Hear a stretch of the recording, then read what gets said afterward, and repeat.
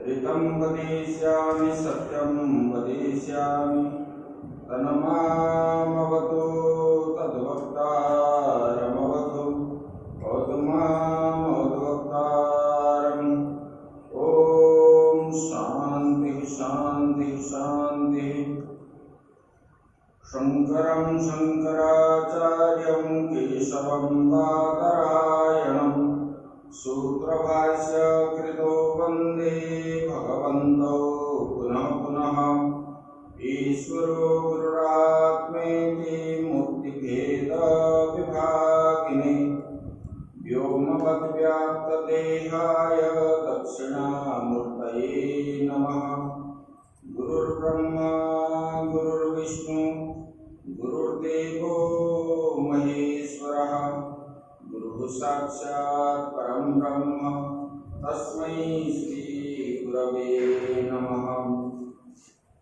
वंशी विभूषितकलानवनीरदावा पीताम्बरातरुणबिम्बफलाधरोष्ठान् पूर्णेन्दुसुन्दरमुखादरविन्दनेत्रात् कृष्णात् परं किमपि तत्त्वमहं न जाने।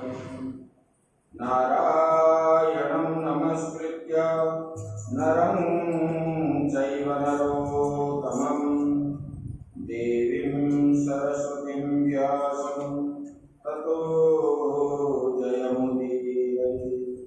मूकं करोति वाचालं पङ्गुं लङ्घयते गिरिं यत्कृपातमहं वन्दे परमानन्दमाधवम्। सच्चिदानन्दरूपाय विश्वोत्पत्त्यादिहेतवे तापत्रयविनाशाय श्रीकृष्णाय वयं नमः। वसुदेवसुतं देवं कंसचाणूरमर्दनं देवकी परमानन्दं कृष्णं वन्दे जगद्गुरुं। ये सच्चिदानंद भगवान की सद्गुरुदेव महाराज की जय।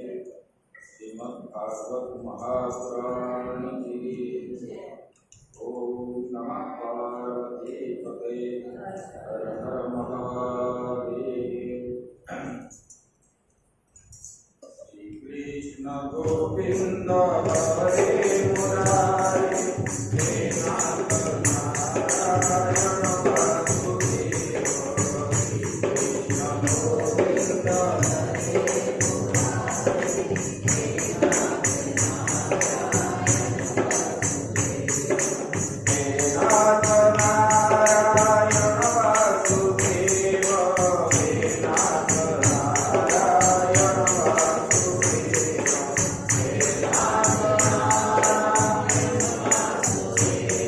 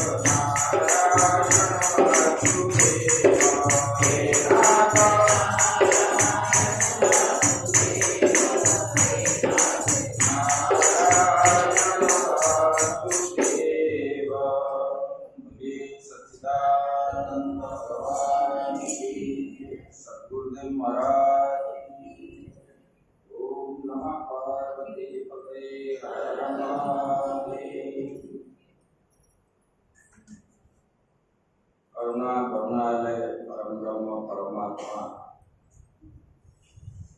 ये असीम कृपा से हम लोग जो है यहाँ पर श्रवण कर रहे हैं। और आज भी जो है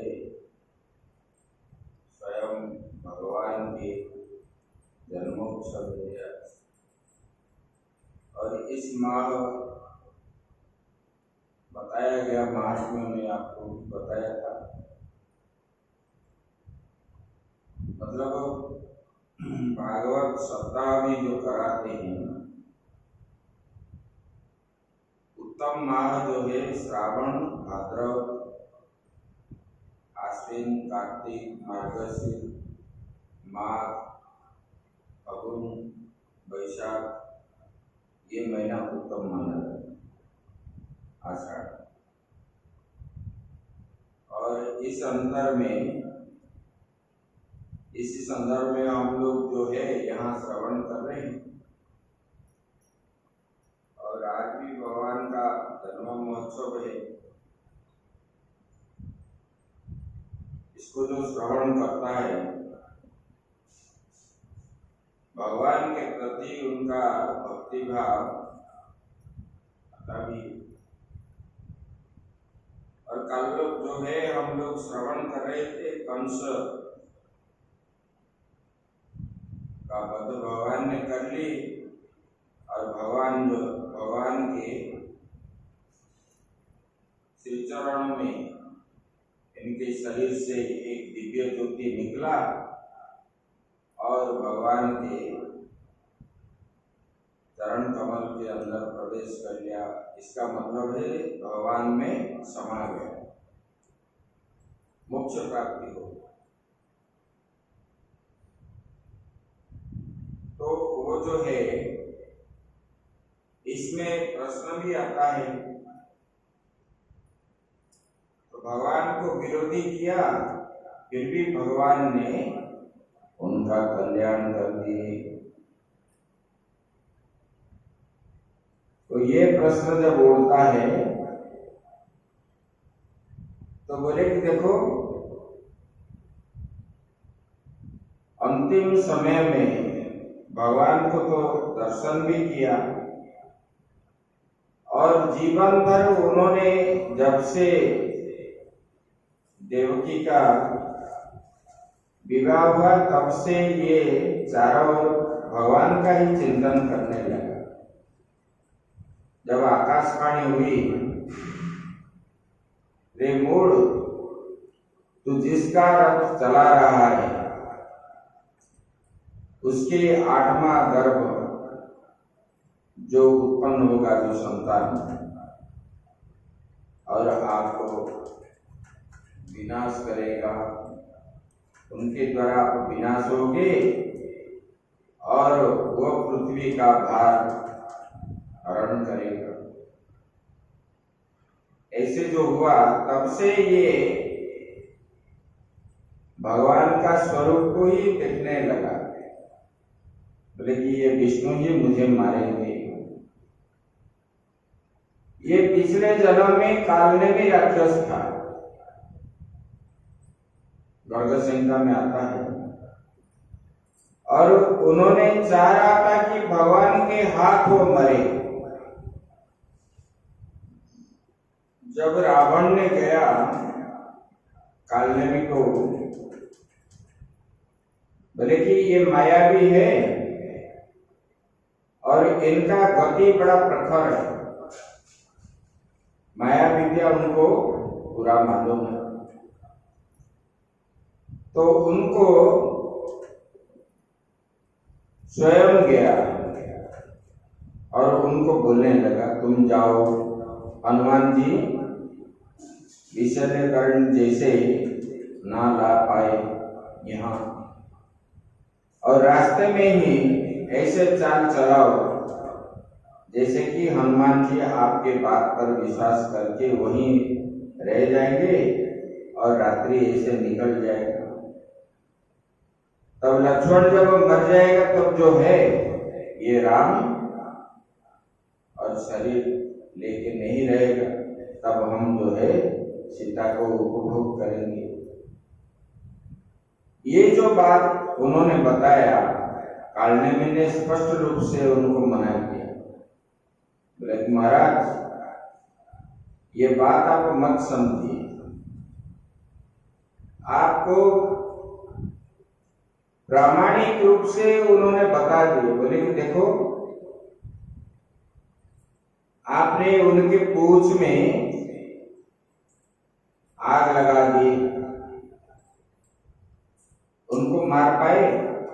नहीं मार पाए। और वो सारा लंका को विध्वंस कर दिया। आपको जो है ये ज्ञान भी होना चाहिए। और धर्म जो है सबके साथ रहता है, अधर्म किसी के साथ नहीं देता। और भगवान श्री राम को जो आप पराजय करना चाहते हो, ये असंभव है। देखो, उन्होंने बचपन से जो जो कार्य करके आए हैं, वो तो मुख में बोलना भी कठिन है। बोले कि देखो, पत्थर नारी बन गई, अहल्या को तारा, और ताड़का को मारा। ये ताड़का किसी के हाथ मरने वाली नहीं, तो भगवान ने ताड़का को मारा, सुबाहु को मारा, और मारीच को भी ऐसे मारा उन्होंने, तो सब बताया। उसके बाद उन्होंने बोले, ये सब जो वृत्तांत है वहां तक। बोले कि देखो, समुद्र में कोई सेतु बांधना कोई है संसार में? ये परमात्मा ही कर सकते हैं, बाकी कोई नहीं कर सकता। इसलिए कालनेमी ने उस समय मना करने पर भी उन्होंने नहीं माना, क्योंकि उन्होंने कालनेमी चाह रहा था मैं राम के हाथ ही मरूं। और उन्होंने जब रावण की बात काटने लगा तो रावण ने उनको मारने के लिए आया, तब उन्होंने बोले कि ये पापी के हाथ में क्यों मरूं, कम से कम हनुमान जी के हाथ में मरूं। तब उन्होंने गया, और इसी जन्म में वो साधक है ना, उन्होंने बोलने मतलब सोचने लगा कि देखो, इस बार मैं ये गलती नहीं करूंगा, मैं तो भगवान के हाथ ही मरूंगा। तब जो है उन्होंने, नहीं तो मुझे बार बार जन्म मृत्यु चक्कर में भोगना पड़ेगा। तो उन्होंने इसकी वजह से भगवान का विरोधी बन गया, और उनको मुक्ति भी भगवान ने दे दी। तो इसलिए ये राक्षसों का भी जो चिंतन है, मनन है, वो भी चाहते हैं मुख्य प्राप्ति के लिए। तो कंस ने जैसे भगवान में विलीन हो गया, कैसे? बोले कि ये दिन रात जो है, जागते समय, स्वप्नों में भी, और मतलब चारों ओर वो भगवान नारायण को ही वो देख रहा था। खाते पीते सोते चलते फिरते हर समय। इसलिए उनको भगवान ने मुक्ति दिला दी, क्योंकि भगवान का ही चिंतन किया उन्होंने। उसके बाद कंस के जितने भाई थे, कंक और न्यग्रोध आदि छोटे 8 भाई थे, ये सब राक्षस प्रवृत्ति के। कंस जब मर गया तब ये लोग भी विरोध करने लगे। जब ये लोग विरोध करने लगे तब भगवान ने उनको भी मार दिया। और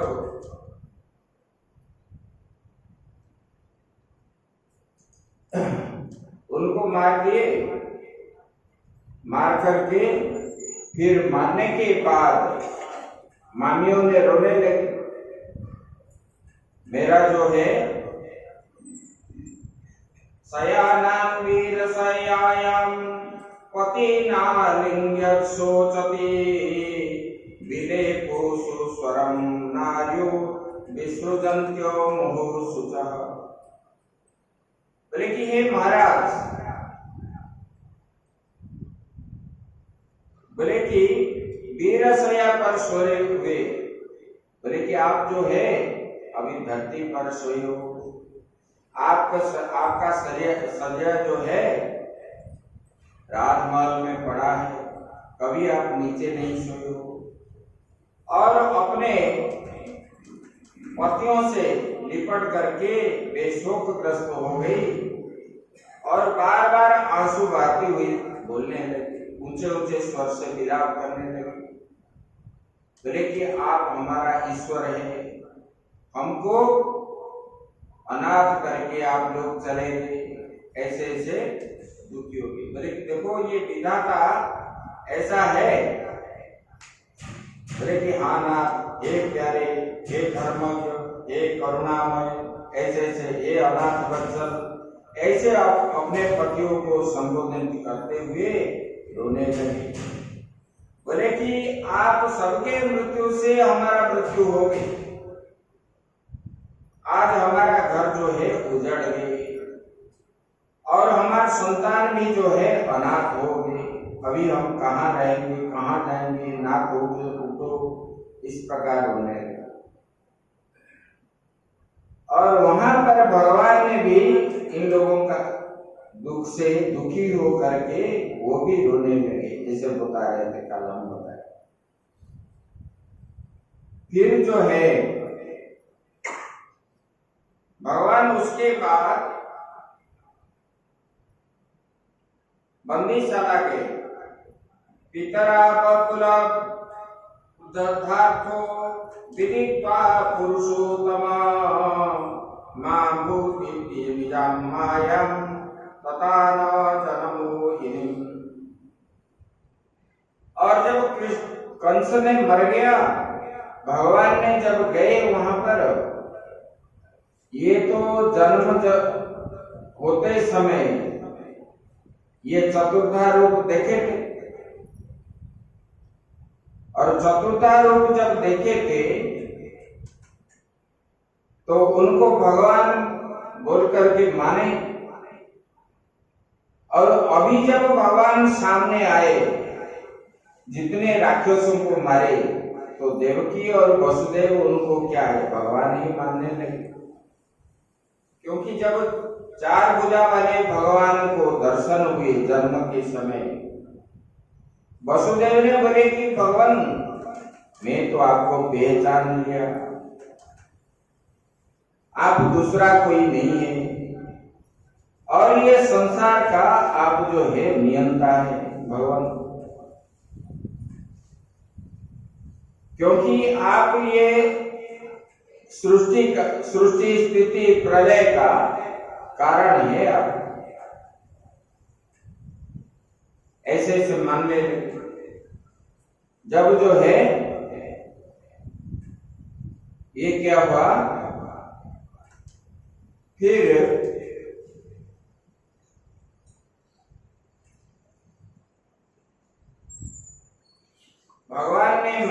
भगवान सोचने लगे, ये अगर मुझे भगवान मानेंगे तो माता पिता का स्नेह हमको नहीं मिलेगा। तब उन लोगों ने, भगवान ने माया रचा दी, रचा करके उनके पास जो है पिता माता के पास, जैसे हम लोग जो है व्यवहार करते हैं, इसी प्रकार व्यवहार करने ना नास्मत्तो युवयोस्तात नत्योत्कण्ठितयोरपि पुत्रपि बाल्य पौगंड कोशैरा पुत्राभ्यामोग भवन क्वचित्। बोले कि भगवान ने उनको बोलने लगे, बोले कि हे पिताजी, हे माताजी, बोले कि जो है न अस्मतो युव युवयोः तात, बोले कि हे पिता, हे माता, बोले कि हमको जो है, हम आपके पुत्र हैं, लेकिन हमारा जो है बाल्यावस्था, पौगंड अवस्था, हम जो स्नेह पुत्र माता से प्राप्त होना चाहिए, पिता से प्राप्त होना चाहिए, उसी से हम वंचित रहेंगे। ना आपको भी मिला, ना हमको भी मिला। बोले कि माँ बाप के पास जाकर के आदर पूर्वक और विनय होकर के झुक करके ऐसे बोलने लगे, बोले कि सर्वदा हम लोग जो है ये प्यार पाने के लिए उत्कंठा ही होते रहे, फिर भी आप जो है हमारे बाल्य पौगंड और किशोर अवस्था का सुख हमको नहीं दे पाए। बोले कि ये जो है दुर्दैववश हम लोग जो है आपके पास रहने का सौभाग्य नहीं मिला हमको।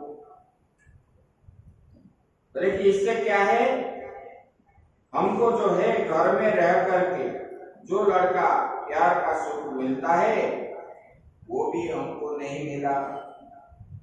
जो पिता माता के पास रह करके जो सुख उन लोगों को मिलता है, हमको ये सुख प्राप्त नहीं हुआ आप लोगों से। बोले कि पिता और माता इस शरीर का जन्म देते हैं।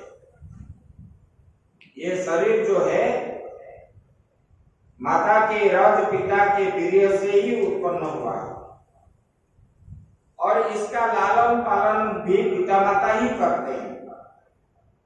तब कहीं जाकर के शरीर जो है धर्म अर्थ काम मोक्ष को प्राप्त होता है, लेकिन उत्पन्न तो हुआ है, इसलिए ये शरीर की वजह से सन्यासी किसी को प्रणाम नहीं करते, अपने माता को ही करते, जिससे ये शरीर उत्पन्न हुआ है। पिता को भी नहीं है, शास्त्रों में बताया है, माता को ही प्रणाम करते हैं, क्योंकि ये शरीर जो है उसी से उत्पन्न हुआ है। शरीर उत्पन्न के बाद फिर लालन पालन करने के बाद ही वो कहीं जा करके बड़ा बनता है, धर्म कमाता है, अर्थ भी कमाता है, काम भी कमाता है, ये सब। उसके बाद बताते हैं यस्तयोरात्मजः कल्प आत्मान च धनेन च वृद्धिं न तद्यतं प्रज्ञ स्वामांसं स्वदयन्ति। बोले कि जो पुत्र सामर्थ्य होने पर भी अपने पिता माता को देखभाल नहीं करता है और उसके मरने पर जो है, बोले कि माँ बाप का शरीर और धन से सेवा नहीं करता है, बोले कि वो मरने पर जमदूत जो है इसको लेकर के बड़ा बहुत जो है दंडित करते हैं। बोले कि जो पुरुष समर्थ होने पर भी बूढ़े माता पिता सती पत्नी और जो है बालक संतान गुरु ब्राह्मण शरणागत और भरण पोषण, इन लोगों का भरण पोषण नहीं करता, बोले कि वो जीता जाता हुआ भी वो क्या है, मृतक के समान है। भले ही वो जिंदा है लेकिन वो मृतक के समान है,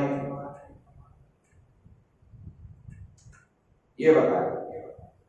बोले कि हमारे इतने दिन व्यर्थ चला गया और हमने आपका सेवा नहीं कर पाए और हम जो है ये कंस के भय से हम जा करके आपसे दूर रहे, इसलिए हे माता पिता हमको क्षमा करो, ऐसा बोल करके भगवान और बलराम जी ने वसुदेव और देवक के चरणों में साष्टांग प्रणिपात करने लगे।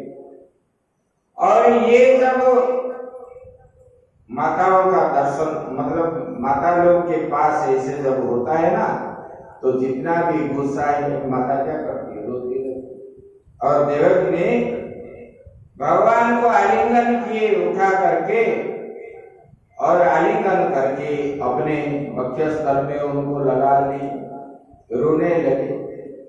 वसुदेव जी भी ऐसे। तब भगवान ने बलराम जी को निर्देश दिए, तो उन्होंने फिर उनका बंधन जो है छुड़वाए। उसके बाद उग्रसेन भी बंदी था, उनके पास गए, उनका बंधन भी मुक्त किए। और उनको भगवान ने बोले कि देखो, आप ही हमारे राजा हैं और हम राजा नहीं बनेंगे। ये उग्रसेन ने भी बोला ना, देखो आपने ही कंस को मारा है और हमारा राजा आप ही हो। भगवान ने मना किया। और उग्रसेन ने वहां पर युक्ति भी किया, बोले कि मैं भी एक राजा था, लेकिन मुझसे राज्य छीन गया था और आपने ये राज्य को जीता और मुझे आप ये राज्य दान कर रहे हो। राजा को दान ग्रहण करना उचित नहीं है, अधर्म है। तो भगवान ने उनको जो है समझा बुझा करके फिर राज्याभिषेक कर दिए। बोले कि आप जो कहेंगे हम आपके बात मानेंगे। हम अगर आप जो कहेंगे हम बात मानेंगे, तो ये देवता लोग भी आपके बात मानेंगे। सारा संसार में जितने देवता है सब आपकी बात मानेंगे। और जहां देवता लोग मानेंगे तो ये धरा पृष्ठ के राजा क्या करेंगे, आपके चरणों में गिड़गिड़ाते रहेंगे। ऐसे भगवान ने उनको बताए।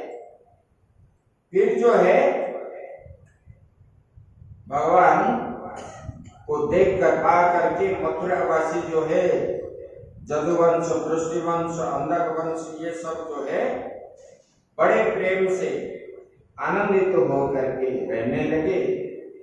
फिर कुछ दिनों के बाद भगवान ने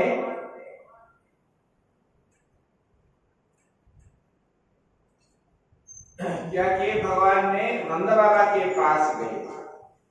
नंद बाबा वहां पर आए थे उनके साथ, और नंद बाबा के पास गए।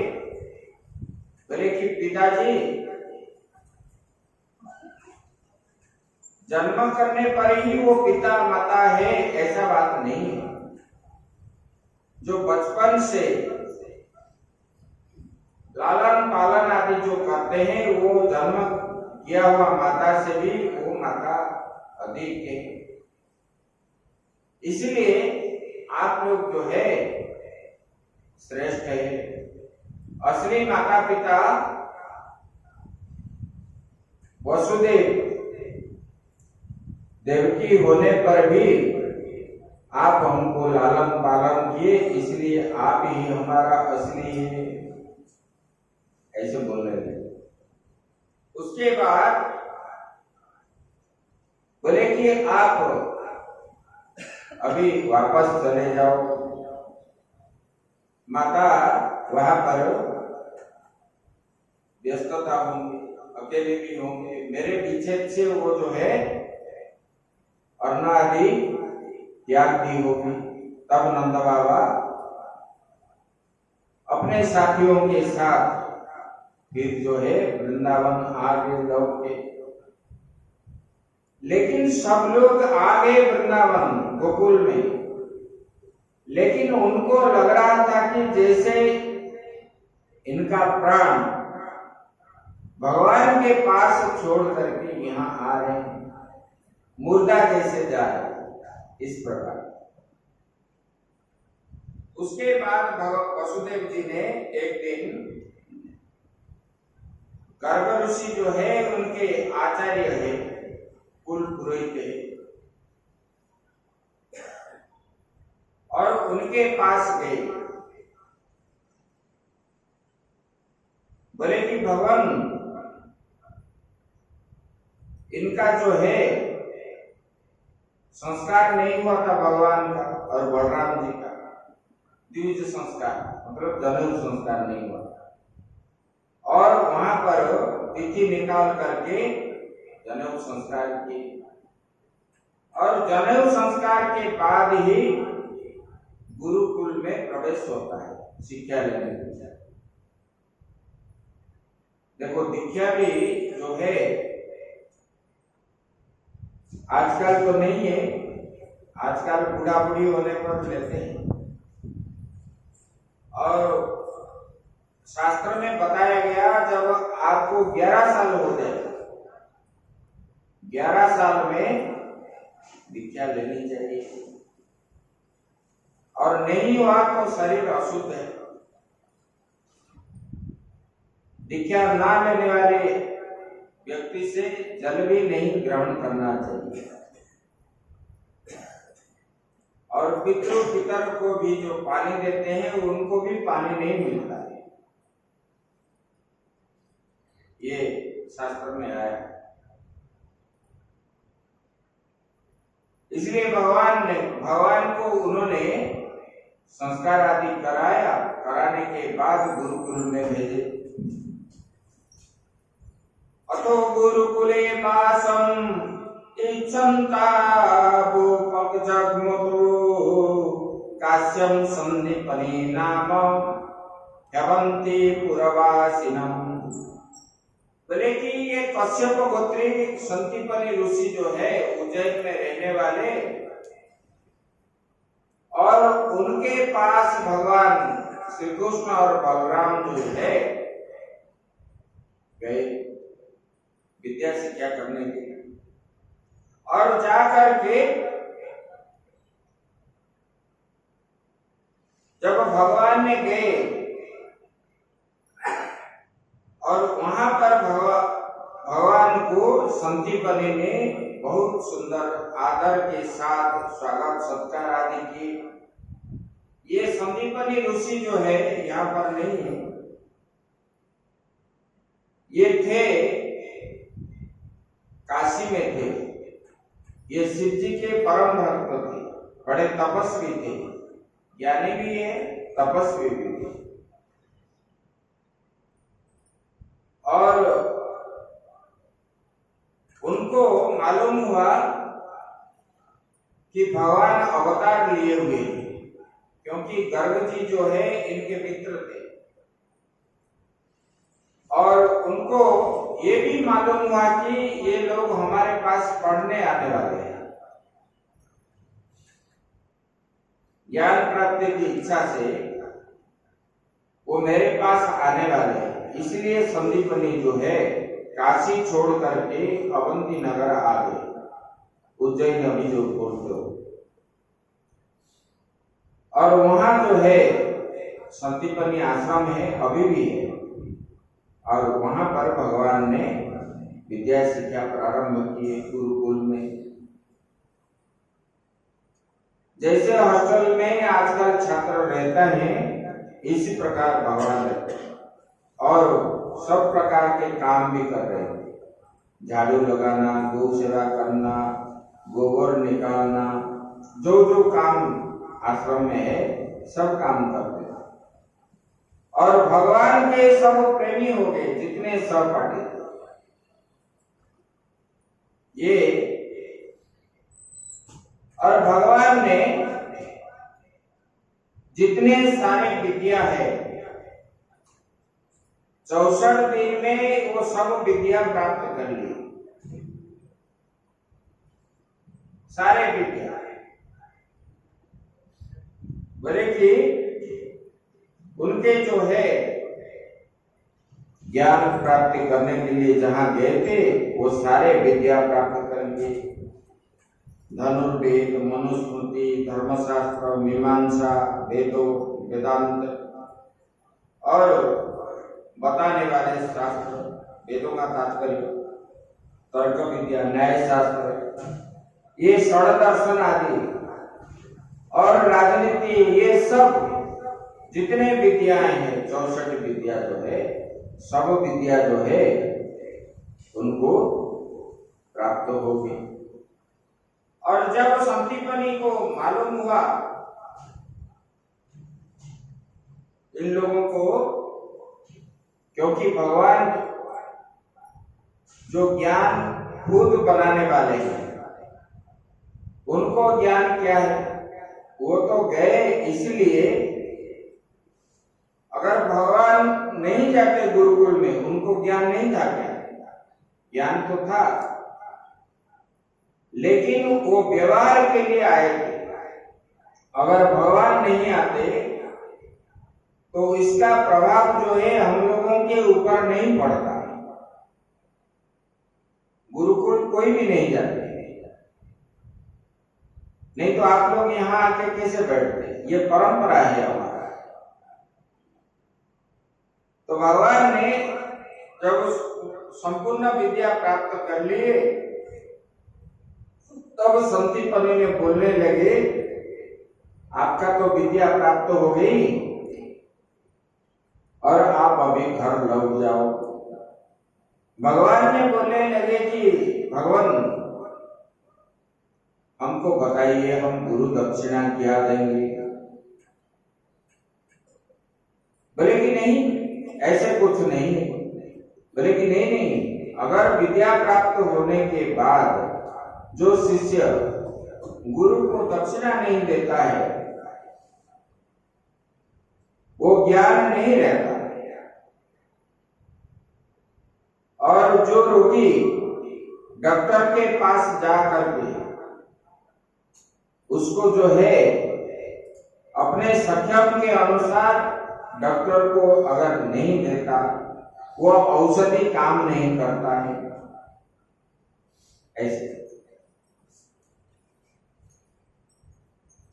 तो जब ऐसे बोलने लगे भगवान ने, तब उन्होंने बोले कि गुरु माता को पूछो। तो संदीपनी ने जब अपने पत्नी के पास भेज दिए, तब जाकर के भगवान ने गुरु माता को साष्टांग प्रणिपात किए और पूछने लगे। और ये जो है गुरु पत्नी जो है गुरु माता, इनको अपने पुत्र ही मानते थे। जब उनको मालूम हुआ कि ये भगवान श्री कृष्ण और बलराम जी आश्रम छोड़ करके जाएंगे, तब उन्होंने संदीपनी को बोलने लगे, बोले कि मेरा पुत्र तो चला गया था, लेकिन जब कृष्ण आया तब जो है मेरा पुत्र को मैं भूल गया। अभी मैं कैसे रहूं? इनको अपने घर मत भेजो। बोले कि ये संभव नहीं है।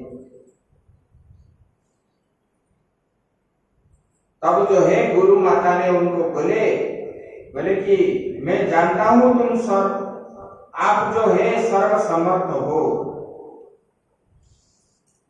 बोले कि प्रवास क्षेत्र में हम लोग स्नान करने के लिए गए थे, मेरा एक ही पुत्र था और वो पुत्र जो है समुद्र सागर देवता ने उनको ले गया और वो वहां वापस नहीं आया। तो इसीलिए आप जो है हमारे पुत्र को वापस करो। ऐसा जब बोलने लगे, तब भगवान ने उनका बात मान लिए और भगवान उधर से ही सीधा समुद्र के पास गए। दोनों भाई समुद्र किनारे बैठने लगे। जब समुद्र देवता आकर के दोनों को प्रणाम किया और बोलने लगा, जब भगवान ने पूछे उनको, बोले कि हमारे गुरु पुत्र को आपने ले ली। तो बोले भगवान हमने नहीं ली, और मेरे गर्भ में एक शंखासुर है और उनका नाम जो है पांचजन्य है। वो पंचजन्य असुर जो है उनकी संघ के अंदर रहता है, अगर उन्होंने लिया होगा तब भगवान ने वो संघासुर के साथ युद्ध किए। उनको वध करने के बाद उनके अंदर देखने लगे तो मिला नहीं, तब वो जो है शंख को भगवान ने लेकर के गए, मरा हुआ शंख। वही इसलिए भगवान का वो शंख का नाम हुआ पांचजन्य। और ये पांचजन्य शंख को लेकर के भगवान ने सबको शासन करने वाला काल के रूप में जमपुर जाने लगे। और वहां पर भगवान ने जो शंख लिए थे अपना शंख को बजाने लगे तो स्वर्ग मध्य पाताल जो है त्रिभुवन कंपमान होने लगा। तब जमराज जो है वहां रहा नहीं गया और वो बाहर आ गया, देखा तो भगवान है। तब भगवान को स्तुति करने लगा और पूछने लगे, बोले कि भगवान आज्ञा दीजिए क्या करना है। भगवान ने बोले कि मेरा गुरुपुत्र को लेकर के आओ। तब जमराज जी ने चित्रगुप्त को पूछने लगे, तो चित्रगुप्त ने ऐसे वाला बालक उनको मिला ही नहीं। भगवान ने बोले किसी को भी ले आओ। तब भगवान ने उनको ले आए और ला करके उन्होंने जब धरती पहुंचने से पहले ही जोग माया के द्वारा भगवान का असंभव किया। जैसे गुरुपुत्र था ऐसे ही गुरुपुत्र भगवान ने बना दिया। और वो भी अपने माता पिता को जैसे पहचाने, उनकी सब जितना सब उन लोगों के साथ हुआ था ऐसे बचपन से लेकर के जब वो मरा था तब तक सब याद रखा। और उन्होंने मतलब सोया हुआ जैसे जाग करके उठा। भगवान ने जब पूछे आप कौन हो, बोले कि मैं तो संदीपनी का पुत्र हूं, ऐसे। और उनको लेकर के आए और गुरु पत्नी को देने लगे। गुरु पत्नी बड़े खुश हो गए, पुत्र को पूछने लगे तू कहाँ गया था। बोले कि माँ मैं तो सोया था, मुझे कुछ मालूम नहीं है, ऐसे बोले। लेकिन ऐसे भगवान ने वापस आए मथुरा। और मथुरावासी जो है भगवान जब विद्या शिक्षा करने के लिए चले गए थे तब सब लोग जो है भगवान को ही याद करने लगे। सबके मन में दुखी था। जब भगवान को दर्शन हो गया, भगवान जब आ गए मथुरा में, सब जो है बड़े आनंद उत्सव मनाने लगे भगवान को दर्शन करके।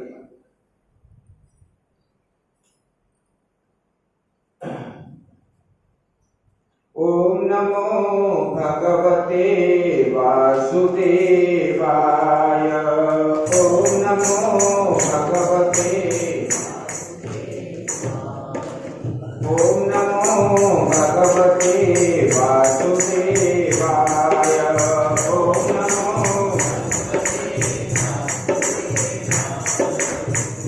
नमो भगवते वासुदेवाय।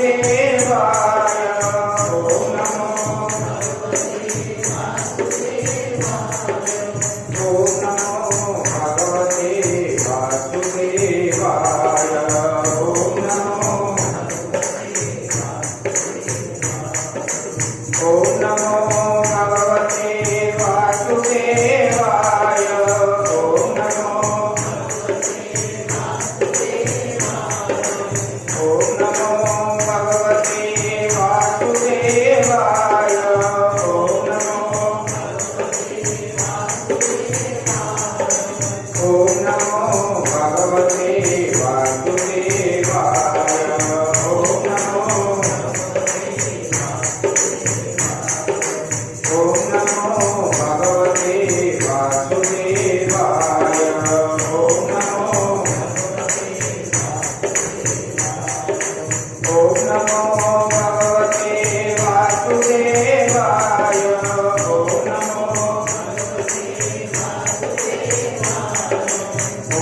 नमो भगवते वासुदेवाय।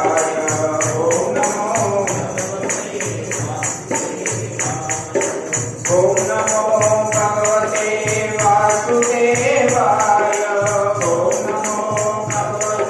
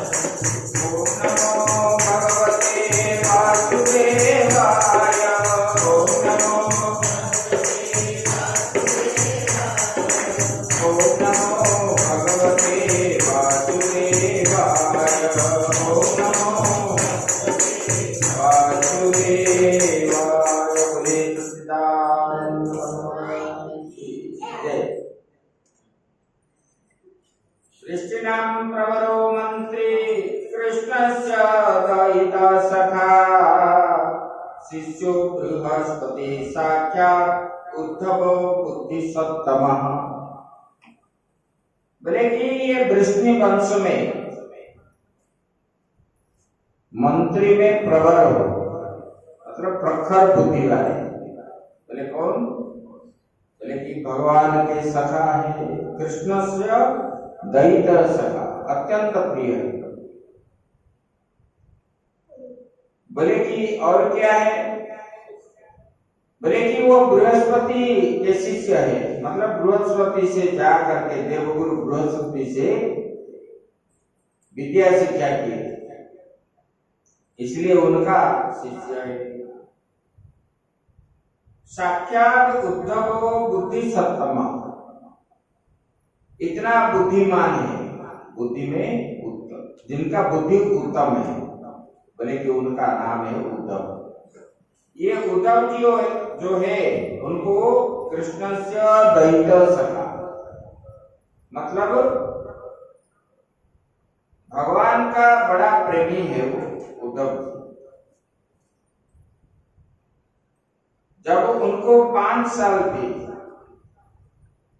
वो तो भगवान को नहीं देखे थे, भगवान तो थे गोकुल में और उद्धव थे मथुरा में। जब उनकी माताजी पुकारेंगे कि बेटा आ जाओ भोजन करोगे, तब उद्धव जी माँ को बोल रहे थे कि माता मैं अभी लाला का भोजन कर रहा हूं। मतलब बचपन से ही भगवान के परम भक्त थे उन्होंने, उद्धव जी।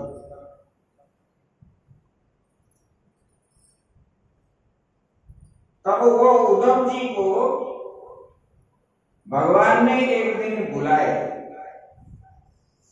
बोले कि हे मित्र, आप जो है मेरा प्रिय भक्त है और आप मेरा प्रेमी है। बोले कि हे उद्धव जी, आप जो है आप मैं एक पत्र दूंगा और उसको लेकर के जाओ। बोले कहां जाना है भगवान? बोले कि मैं जब से आया गोकुल से, वृंदावन से, और गोपियों ने मुझे ना देख करके उनके मन में बड़ा दुख हुआ और वो मेरे विरह से अन्न जल आदि जो है उनको ग्रहण करना बड़ा कठिन होता होगा। तो आप जो है ये संदेश लेकर के जाओ और आप जाने पर उन लोगों के मन में आशा भी बन जाएगी। क्योंकि गोपियों ने जब से भगवान आ गए, गोकुल के सारे लोग जो है मथुरा के रास्ते में जा करके अपना काम काज आदि पूरा करके वहां जा करके बैठ गए। जब शाम होता था तब लौटते थे घर, और लौटने का समय बोलते थे आज नहीं आया तो कल आएगा। तो फिर कल जा करके भी उन्होंने ऐसे ही लोग नित्य प्रतिदिन वहां पर भगवान का प्रतीक्षा कर रहे, आएंगे आएंगे, भगवान का ही चिंतन करते थे वहां बैठकर। बोले कि आप जो है ये सुनने जो है उनको दुखी हो रहे होंगे, और आप मेरा संदेश लेकर के जाइए, और जो है उन लोगों के साथ भी मेरा माता पिता भी खुशी हो जाएंगे, आप ये संदेश लेकर के जाइए। और गोपियों का मन जो है नित्य निरंतर मुझ में ही लगा रहता है। मेरे लिए ही उन्होंने अपने पति को छोड़े, पुत्र को छोड़े, धन संपत्ति छोड़े, सब कुछ त्याग दिए मुझे प्राप्त करने का। बोले इसलिए आप जो है, और उन लोगों ने अपने बुद्धि से मुझे ही प्रियतम मानते थे। उनका प्रिय जो है संसार में मैं ही हूं और उसका कोई नहीं है, बल्कि अपना आत्मा ही मान करके रखे हैं उन्होंने। तो गोपियों ने भी बोले ना, उसमें उद्धव को बताएंगे, बोले कि हमारा शरीर यहाँ है उद्धव जी, लेकिन हमारा मन प्राण जो है वो तो सब चुरा के ले गया, हमारे पास नहीं है। मन हमारे पास नहीं है, और हमारा मन जो है हमारे अधीन भी नहीं है। ये तो हमने समर्पण कर दिया उनको ऐसे। तब जो है उद्धव जी, बल्कि हे उद्धव जी, मैं गोपियों का अत्यंत प्रियतम हूं, इसलिए आपको जाना पड़ेगा, और मेरे प्रतीक्षा में वो उत्कंठित होते रहेंगे, मेरे आने की रास्ता को देखते रहेंगे, आप जाइए। तब उद्धव जी जो है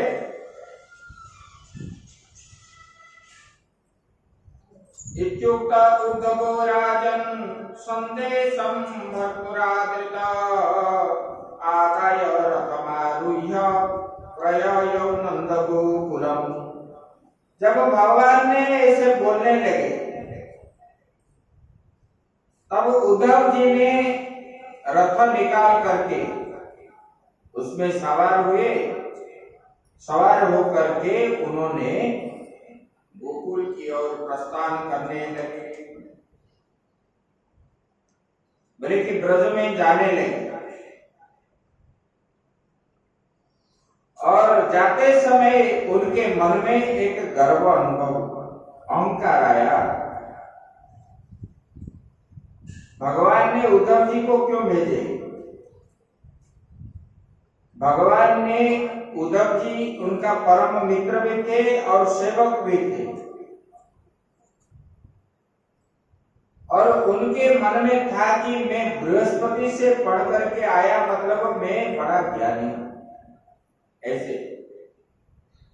और ज्ञानी को अहंकार नहीं करना चाहिए, और भगवान जिसको अपना प्रिय मानते हैं उनके पास दुर्गुण अगर देखेंगे, जैसे पिता माता अपने संतान के अंदर कोई दुर्गुण देखते हैं तो उनको छुड़ाने के लिए चाहते हैं, भगवान भी ऐसे भक्तों के अंदर कोई दुर्गुण है तो निकाल करके फेंकना चाहते हैं। इसलिए भगवान ने इनको विद्या का जो अहंकार है, क्योंकि बृहस्पति जी से मैं ब्रह्म विद्या प्राप्त करके आया हूं, ये जो अहंकार उनके मन में था, उनको जो है इसलिए गोपियों के पास ब्रज भेजने लगे। और उन्होंने ब्रज भी गए और वहां पर जब गए देखने लगे, निकले तो यहाँ जल्दी, लेकिन वहां पहुंचते पहुंचते शाम हो गई, अंधेरा आ गया। तो उद्धव जी को उसी समय किसने नहीं देखा, और उद्धव जी जैसे गोकुल वृंदावन में पहुंचने लगे, तब गोपियों और गोपों के देखने लगे ये लोग तो भगवान बता रहे थे कि मेरे वजह से ये दुखी होंगे, ये तो अच्छा वस्त्र पहन रखे हैं, और जो है इनका घर जो है बड़ा परिष्कार परिच्छन्न है, और खाते पीते भी हैं समय में, और पूजा आरती आदि करते हैं। और गोपों के घर में, बल्कि जिस घर में अग्नि की पूजा नहीं होती, सूर्य की पूजन नहीं होते, अतिथि की पूजन नहीं होते, गौ ब्राह्मण देवता पितरों की पूजा नहीं होते, वो घर जो है घर नहीं है, स्मशान है। और गोपियों ने ये सब करते थे। आजकल लोग कोई नहीं करते। अग्नि पूजा कैसे करेंगे? गैस में तो बनाते हैं, फिर अग्नि पूजा कैसे करेंगे? अग्नि में डालेंगे, डालते हो? ऐसे कोई भी नहीं। तो बोले कि ये जो है ये सब कर रहे हैं, फिर भगवान ने ऐसे कैसे बोले कि मेरे विरह में दुखी। और उद्धव जी ब्रज में आए और सीधा नंद बाबा के पास गए। नंद बाबा जो है उनको देख करके स्वागत सत्कार किए, और स्वागत सत्कार करके उनको हाथ पकड़ करके घर में ले गए, उनका पैर तुलवाए, और उनको जो है बैठाए लेकर के उच्चासन से। और उद्धव जी कैसे दिख रहे थे? भगवान जैसे ही दिख रहे थे। उद्धव जी कभी वस्त्र नहीं खरीदते थे, भगवान का पहना हुआ वस्त्र जो है वो पहनते थे। और भगवान ने जैसे मोर पंख आदि लगा रहे थे, वो सब उद्धव जी लगा रहे थे। तो ये जो है उद्धव जी कृष्ण जैसे ही लग रहे थे सबको। और जब नंद बाबा ने देखा अपने लाला जैसा है, ये लाला का प्रिय ही होगा, नहीं तो लाला ऐसे नहीं भेजता। तब वो उद्धव जी को और जो है प्यार करने लगे, प्रेम से उनका सेवा भी की, और उनका विश्राम भी करवाए, और दास दासी के द्वारा उनका पाद सेवन आदि करने लगे। और जब रात्रि हुआ तब जो है उनको भोजन करवाए, उत्तम उत्तम स्वादिष्ट भोजन करवाए। करवाने के बाद जो है उनको पूछने लगे, कचिदंगा महाभाग सखा न सुरनंदन आस्ते कौशल्य पत्याद्यो दे युक्त मुक्त सुहृद भक्त। नंद बाबा पूछने लगे कि परम भाग्यवान जो उद्धव जी है, लेकिन हे उद्धव जी, अब हमारे जो है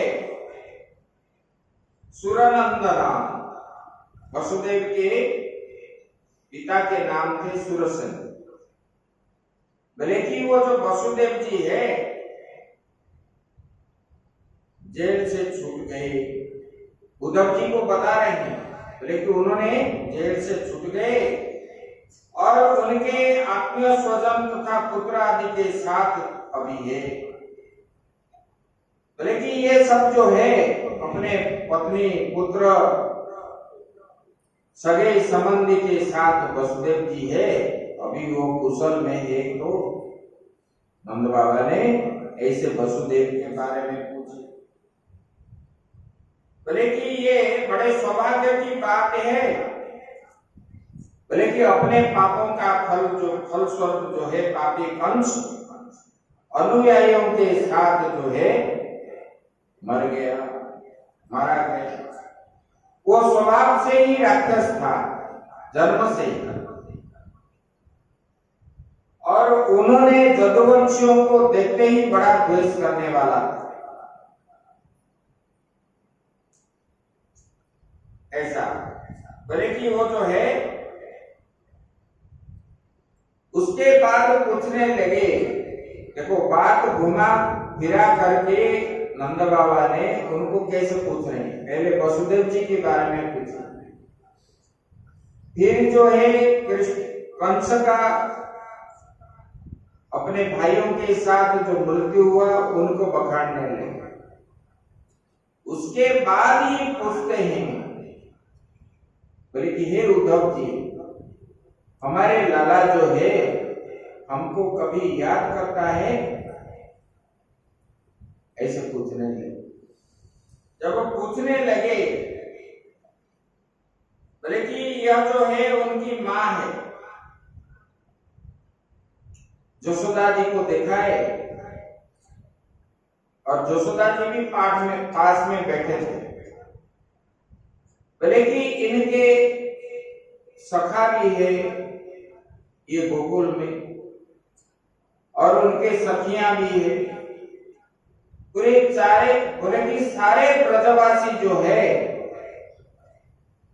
सबका प्यारा है हमारा कृष्ण, और सब लोग भी चाहते हैं, और ये सबको कभी हमारे लाला याद करता है क्या? बड़े दुख से ही वो पूछ रहे। और उन्होंने बोले कि कैसे ये लोग उनको प्रेम नहीं करेंगे, बोले कि हमको जो है बड़े बड़े विपत्तियों से उन्होंने हमको उतारा है। बोले कि ऐसे ये ब्रजभूमि में ऐसा कोई स्थान नहीं जो कृष्ण को याद नहीं करेगा। बोले कि जमुना जी जाओगे तो उनको जो है, उनको मतलब जो जाता है उनको याद आता है कि यहाँ भगवान श्री कृष्ण जो है कालिया नाग का गर्भगंधन की, और गिरि गोवर्धन को दर्शन करोगे तो याद आता है कि ये श्री कृष्ण ने कैसे उनको जो है बाएं हाथ से 7 दिन इतने बड़े पर्वत को अकेला ही लिया था। और यहाँ जो है ब्रज के सारे भूमि जो है उनका खेल का लीला ही था। ग्वाल बालकों के साथ हर जगह हर स्थान पर वो खेल कूद करके, और कहाँ बकासुर को मारे, कहाँ अघासुर को मारे, ये दैत्यों को भी जो मारने लगे। और ये भूलने का भी बात नहीं है, ये बार बार जो है याद भी आएगा सबको, हमको ही नहीं, और सबको जो है सबका प्यारा है। वो बात करके सबका मन मोह लेता था। और कहीं भी देखे नदी गिरी वन पर्वत सब जो है कृष्णमय ही हमको दिख रहा है, और हम उनको कैसे भूल सकते हैं? लेकिन वो हमको याद करता है कि नहीं करता है, ये सब बात वो याद करता है। नंद बाबा ने और भी बोले कि हम ही नहीं, बोले कि उनको देखने के लिए यहीं के पशु पक्षी भी जो है जब से भगवान गए मथुरा मथुरा की ओर देख करके रमवाते हैं। गौ माता भी, मोर भी, जितने चिड़िया हैं, सब जो है ऐसे भगवान को ही याद करते हैं। बोले कि देखो ये गोकुल के जितने सारे वृक्ष भी है, ये भी मथुरा की ओर जो है ढल गया है। मतलब स्थावर जंगम जीव सब जो है कृष्णमय गोकुल। भले कि इन लोगों के मन में जो है कृष्ण के अतिरिक्त और कुछ नहीं है। वो तो गया और उनके साथ हम लोगों का प्राण भी ले गया उन्होंने। हम अभी जो ब्रज में है, हमारा शरीर ही, हमारा मन प्राण जो है हमारे पास नहीं है, ऐसे बोले। तब सुखदेव जी भगवान बता रहे हैं, इति संस्कृत्य नंद्र कृष्णानुरक्त अत्युक्तम को पवतुष्णि प्रेम प्रसारी व्यूहल। ऐसे भगवान का लीला बताते बताते उनका जो है, उनको याद करते करते, उनके लीलाओं का याद करते करते उनका बाष्प जो है रुद्ध हो गया और बोल नहीं पाए। आंख से अश्रु आने लगा, तब वो चुप हो गई। और माता यशोदा जो है नंद बाबा के पास बैठ करके ये सब सुनते सुनते वो भी जो है रोने लगी। किसी को, भगवान जब चले गए, यशोदा माता किसी के साथ बात भी नहीं करती, पूरा मौन जैसे हो गए और नित्य निरंतर उनके आंख से अश्रु ही निकल रहा है भगवान के स्मरण में। ऐसे इसके बाद उद्धव जी ने बोले कि हे नंद बाबा, बोले कि इसमें संदेह नहीं है, बोले कि आप दोनों जो है समस्त शरीरधारियों से आप भाग्यवान हो, इसलिए ना जो नित्य निरंतर परमात्मा का ही चिंतन करते हो, इसलिए आप लोग जो है सब जितने संसार में जितने प्राणी हैं, ब्रह्मा में क्यों ना हो, और सब में श्रेष्ठतर आप लोग हो, क्योंकि आप जो है ये सारे चराचर जगत के बनाने वाले और ज्ञान देने वाले वही नारायण, और पुत्र के वात्सल्य प्रेम से आप लोग जो है जिनको याद करते हो, जिनके लिए अश्रु बहाते हो, वो और दूसरा कोई नहीं है। जिनको पाने के लिए ऋषि मुनि आदि कितने युगों तक तपस्या कर रहे हैं, फिर भी उनको मिलते नहीं, लेकिन आपको जो है पुत्र के रूप में आप लोग प्राप्त किए, उनका सेवा भी किए, और आपका मन जो है उसी में रम गया।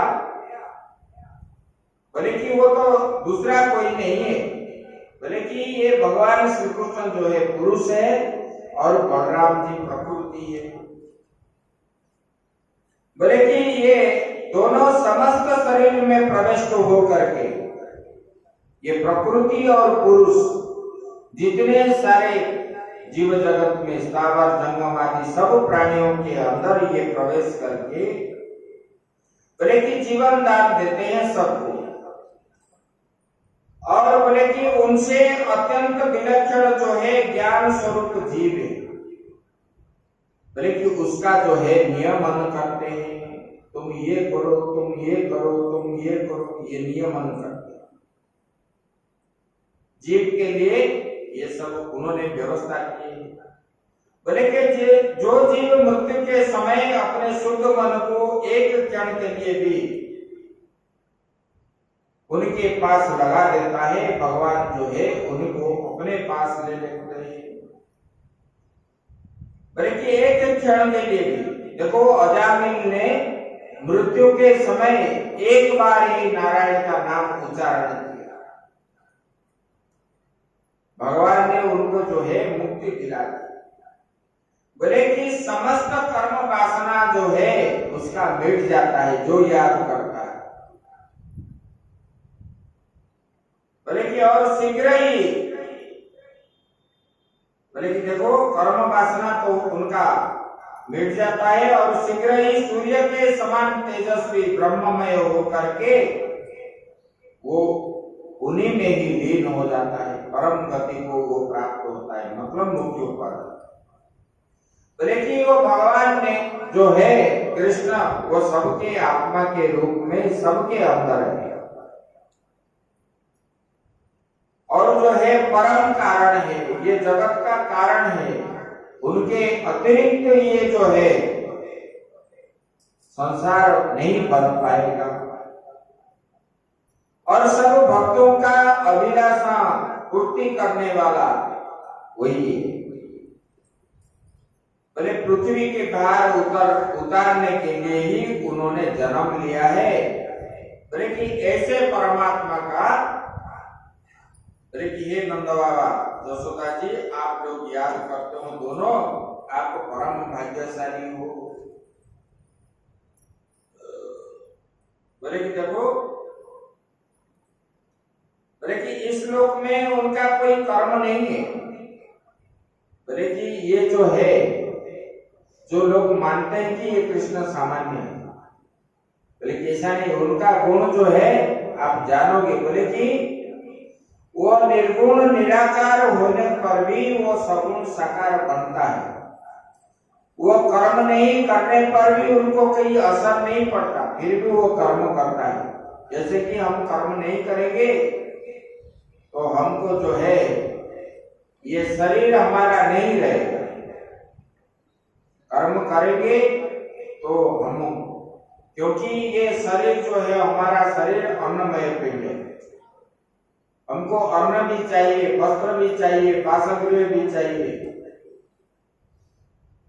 बल्कि ऐसे उनको नहीं चाहिए, बल्कि फिर भी साधुओं का परित्राण के लिए वो जो है कर्म करते हैं। बोले कि लीला करने के लिए देवादि सात्विक, मत्स्यादि तामस एवं मनुष्य आदि मिश्र योनि में धारण करते हैं। बोले कि धर्म की रक्षा के लिए कभी देवता बन जाते हैं, कभी जो है मत्स्य रूप को धारण करते हैं, कभी कच्छप बन जाते हैं, कभी जो है विभिन्न प्रकार के योनियों में वो प्रवेश कर लेते हैं। उनको कर्म करने का कोई जरूरत नहीं है, लेकिन वो किस लिए करते हैं? बल्कि परित्राणाय साधूनां, साधुओं को परित्राण करने के लिए और धर्म की स्थापना के लिए। बोले कि उनके अंदर कोई गुण नहीं है, ये सत्व रज तम आदि जो है उन्हीं ने बनाया है, उनसे अतीत है वो। और उन्होंने खेल खेल में सत्व रज तम ये तीनों गुणों को स्वीकार करके ये संसार को रचना किया है उन्होंने, जीव जगत को। ऐसे ऐसे भगवान को बोलने लगे उद्धव जी, बोले कि आप लोग जो है आपका बड़ा पुण्य है, जो भगवान का नित्य निरंतर आप जो है चिंतन करते रहते हो और याद करते हो। ऐसे बातचीत करते करते गोपियों का आवाज सुनने लगी, मतलब रात्रि बीत गई, ब्रह्म मुहूर्त आ गया, तो गोपियों ने अपना स्नान आदि करके भगवान का स्तुति गान करने लगे। और गोपियों ने उद्धव जी के साथ जंगल में कैसे बात किए, इसको बोलते हैं कि भौरा गीत। कल हम लोग श्रवण करेंगे और रात्रि को यहाँ जो है 1 घंटा भगवान के ऊपर जन्म उत्सव के ऊपर अवसर पर बोलेंगे। आप लोग रहना है, ठीक 12 बजे भगवान जन्म होंगे और जन्म